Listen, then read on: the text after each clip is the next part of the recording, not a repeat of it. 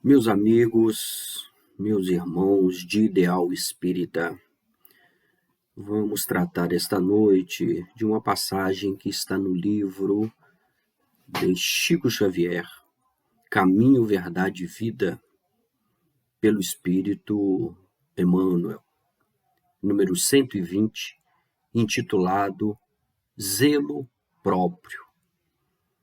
E Emmanuel faz um comentário de uma passagem que está na segunda epístola de João, capítulo 1, versículo 8, que diz assim: Olhai por vós mesmos, para que não percais o vosso trabalho, mas antes recebais o inteiro galardão. E a proposta de Emmanuel é um convite à reflexão. Nós que estamos numa reencarnação, com o objetivo do aprimoramento individual.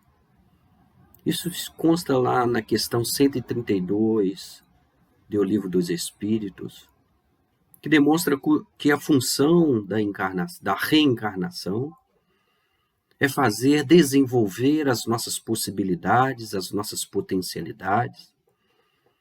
Na palavra evangélica de Jesus, vós sois deuses, podeis fazer tudo o que eu faço e muito mais.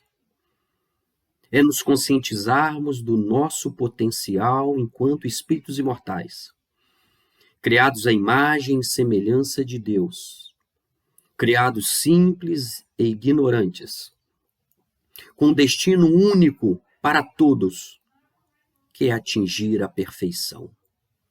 E como se atinge a perfeição, senão pela união do espírito com o corpo, na Trindade Universal, segundo relata o Livro dos Espíritos, na sua questão de número 27. Deus, Espírito e Matéria. Deus, o Criador, eterno, imutável. Nós, espíritos, e a matéria. E o vínculo à matéria torna-se imprescindível no processo de evolução, para desenvolver todas as nossas potencialidades. Passamos no processo evolucional de forma retilínea, desde princípios inteligentes até alcançarmos a idade da razão, onde nós estamos agora, como seres humanos, desenvolvendo aspectos na complexidade da própria evolução e da própria vida, nos relacionamentos daqueles que convivem conosco, muito bem definidos e explicados na terceira parte do Livro dos Espíritos, Lei de Sociedade. Porque precisamos desenvolver o amor. E o amor prescinde de um outro ser. Para ser exercitado, para ser efetivado, para ser cativado. E este processo de desenvolver o amor, de aprimorarmos as nossas relações com os nossos semelhantes, se dá na reencarnação, que se inicia no processo de nidação, quando o espermatozoide, ao encontro do óvulo, se dirige para o útero. E ali, transformado em zigoto, começa um dos processos mais divinos e lindos da vida, que é a materialização de um espírito, materialização nossa. E desde o início, quando saímos do ventre materno, todo o amparo, toda a proteção, todo o cuidado.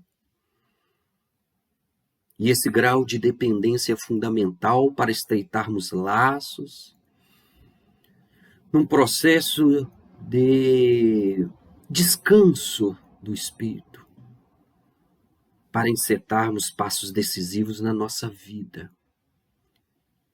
Na infância, na juventude, na medida em que o livre-arbítrio vai adquirindo uma constância nas nossas vidas e nós passamos a ser responsáveis por nós próprios, dedicamos um tempo vasto a cuidar, a alimentar, a limpar, proteger o corpo físico, que representa a matéria, que nos dá a oportunidade de, na relação, no processo de empatia, que é sentir o que o outro sente, no processo de compaixão, que é uma manifestação do amor, auxiliar o próximo, a sua felicidade, minimizar a sua dor, ser companhia no processo de evolução do outro, na medida em que vamos aprimorando a nós mesmos, porque o outro é sempre o espelho daquilo que temos dentro de nós, dentro da nossa própria consciência. E Emmanuel nos convida que este zelo imprescindível do nosso corpo físico, da saúde, porque na medida em que os nossos órgãos, que o nosso psiquismo goza de saúde, ele propicia ao espírito a manifestação de toda a sua pujança. Para alcançarmos aquilo que Jesus disse, vim para que tenhais vida e vida em abundância. Viver é estar aqui na carne, é relacionar, é desenvolver, é rir, é chorar, é experimentar tudo aquilo que a vida nos proporciona, desde que abrimos os olhos no corpo físico durante a manhã, até cessarmos à noite, quando então nos desprendemos do corpo físico para novas experiências e para que o corpo físico possa reaver, reenergizar-se, descansar, renovar-se célula a célula, para que encetemos então naquilo que chamamos de saúde, e segundo a Organização Mundial de Saúde, a saúde, o conceito de saúde não é ausência de doença, é um bem-estar físico, emocional, psicológico. E nós transcendemos esse conceito e colocamos o fator da espiritualidade. E esta harmonia entre espiritualidade, psiquismo, emoção e corpo físico nos dá o bem-estar e oportuniza o espírito manifestar em toda a sua pujança, experimentando as dores e as alegrias que a vida nos propicia. Porque todas as manifestações da vida são oportunidades de aprendizado. Porque a doutrina espírita nos ensina que reencarnar é um processo de reeducação das nossas próprias almas. É um processo de aprendizagem, é um processo de progresso, de adquirir a cada dia, a cada experiência, a perfeição que é relativa, porque absoluto só o próprio Deus, que é a própria perfeição, mas que nos deu a vida, e esta é a maior riqueza que nós temos, aquela riqueza que nenhum ladrão rouba, que nenhuma traça corrói, que nenhuma ferrugem consome. É a maior riqueza que nós temos nos dizeres de Dona Joana de Ângeles. Nós entramos na vida uma vez e não saímos dela jamais. Estamos ora na carne, ora fora da carne. Ora na Terra, ora em outro planeta. Porque nenhum espírito completa o seu processo de evolução. Somente um espírito. Bem definido no capítulo Há Muitas Moradas na Casa do Pai, do Evangelho segundo o Espiritismo. Tanto quanto lá também consta uma leitura, cuidar do corpo e da alma.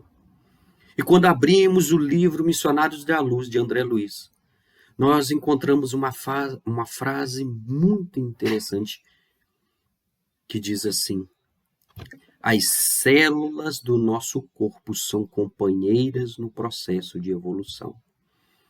E o que isso quer dizer? Senão que são nossas irmãs no processo inicial da sua evolução. E diante da lei da fraternidade universal, que diz que o superior deve ajudar o inferior. entre nós, no processo de seres humanos, racionais, e as nossas companheiras, que são princípios inteligentes, que se manifestam, se alojam nas células do nosso corpo, com características e funções diferenciadas, sob a organização e a direção do cérebro, que é a parte física da mente, e a mente é um aparelho psíquico do perispírito, e o perispírito é o corpo do espírito, centelha divina, que nós temos que fazer brilhar, que nós temos que desenvolver, que em última instância somos nós mesmos.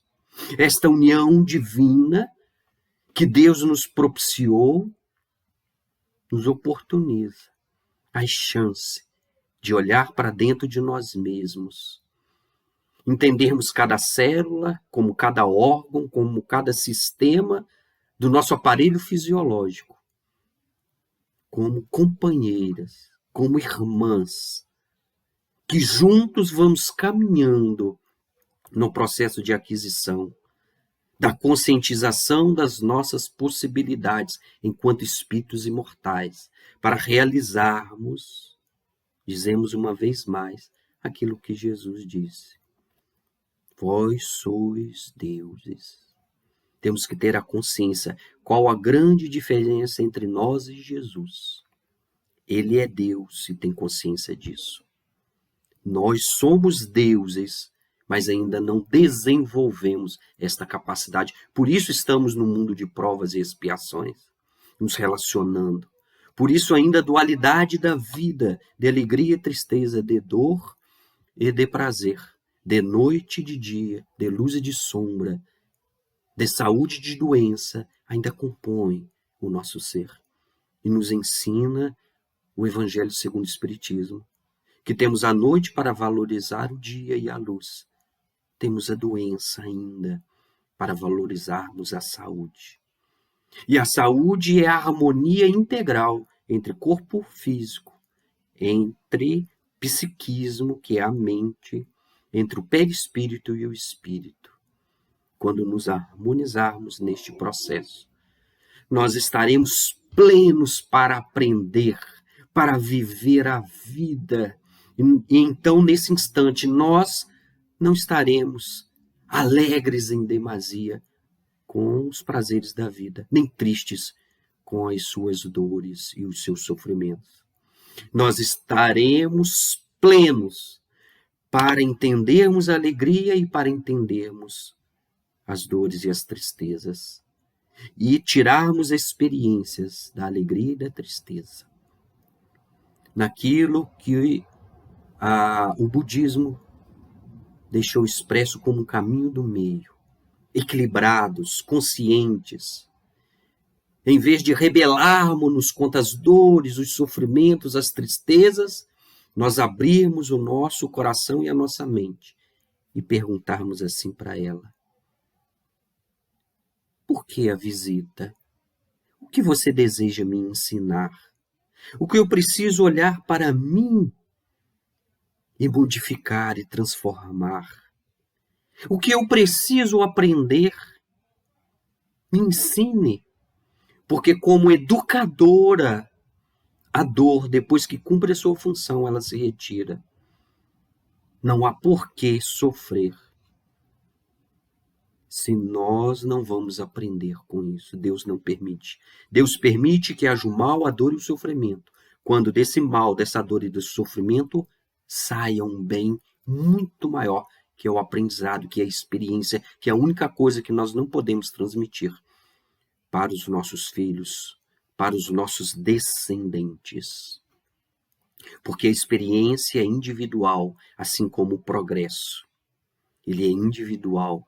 É coletivo quando nos ocasiona o relacionamento para fazermos os testes, as provas de aquisição, de efetivação das virtudes nas nossas vidas. E quando nós confiamos na vida, nas expressões evangélicas, quando Jesus afirmou: olhai os pássaros do céu, os lírios do campo, não ceifam nem colhem, e Deus dá alimento a todos eles. Nem Salomão conseguiu se vestir com a beleza como a dos lírios. Isto é fé, isto é entrega. A grande questão é que no início da nossa jornada, esta fé e essa entrega ainda é inconsciente, ainda é instintiva. E o nosso objetivo é fazermos conscientes.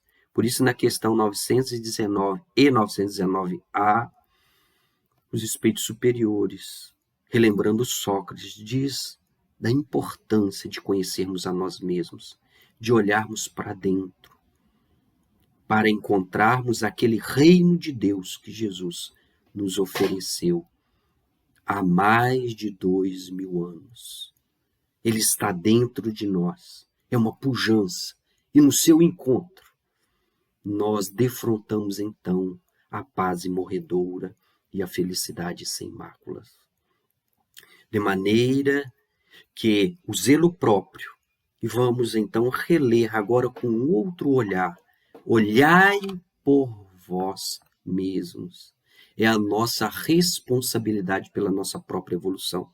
Porque quando Deus nos criou, Ele nos deu o livre-arbítrio. E o livre-arbítrio é a escolha do tempo da caminhada, dos passos, das experiências, do descansar. Deus nos oferece tudo. Deus nos fez o mínimo possível para que nós nos fizéssemos o máximo possível. Eis a proposta maior da vida e a efetivação deste processo na reencarnação. E o nosso zelo por nós e por aquilo que compõe a nossa vida, o corpo físico, e as expressões das emoções e dos sentimentos que temos dentro do nosso próprio ser. Tanto quanto ali na consciência estão escritas leis divinas. E o que é a lei divina? É a lei natural, a única capaz de fazer o homem ser feliz. Ela lhe diz o que ele deve e o que ele não deve fazer. E nós só somos infelizes quando dela nos afastamos. E a proposta é: vamos ler, vamos entender as grandes leis que estão dentro de nós mesmos. Vamos praticá-las, vamos exercitá-las, vamos perseverar no caminho, na proposta, no roteiro que a vida nos oferece. E assim, entregando conscientemente a nossa vida ao fluxo da vida, as palavras de Jesus, que é modelo e guia, 625 do Livro dos Espíritos. Ao seu convite, quando disse: vinde a mim todos vós, que estáis aflitos e sobrecarregados, e eu vos aliviarei. É confiar em suas palavras. Quando ele disse: eu sou o bom pastor, levarei todas as ovelhas ao aprisco do Pai. Eu sou o pão, eu sou a luz. Quantas referências, quantos símbolos Jesus nos propiciou, nos ofereceu de base para que nós possamos construir aquela casa, como ele disse na parábola, do homem que constrói sua casa sobre a rocha, firme, consciente, inabalável na estrutura de ligação com a divindade. E a doutrina espírita, que é o Consolador redivivo, o cristianismo redivivo, que é o Consolador prometido por Jesus lá em João, nos oferece todos os parâmetros, todos os ensinamentos científicos com bases filosóficas e consequências ético-morais. Vamos aproveitar, meus irmãos, a oportunidade de conhecermos a doutrina espírita, de podermos estudar ela, Kardec, os clássicos, as obras subsidiárias, os seminários, as lives, as palestras. O que não nos falta são os exemplos. O que nos falta, dizem os espíritos, é a boa vontade, que é rara. Que possamos colocar a mão na charrua e não olharmos para trás. Que Jesus continue nos amparando e nos protegendo nos sedimentando essa vontade de mudarmos e de vivermos em plenitude, como Jesus nos ensinou. Que tenhamos uma boa noite e que a reflexão, que a doutrina nos conclama, seja uma constante em nossas vidas. Paz e bem, meus irmãos.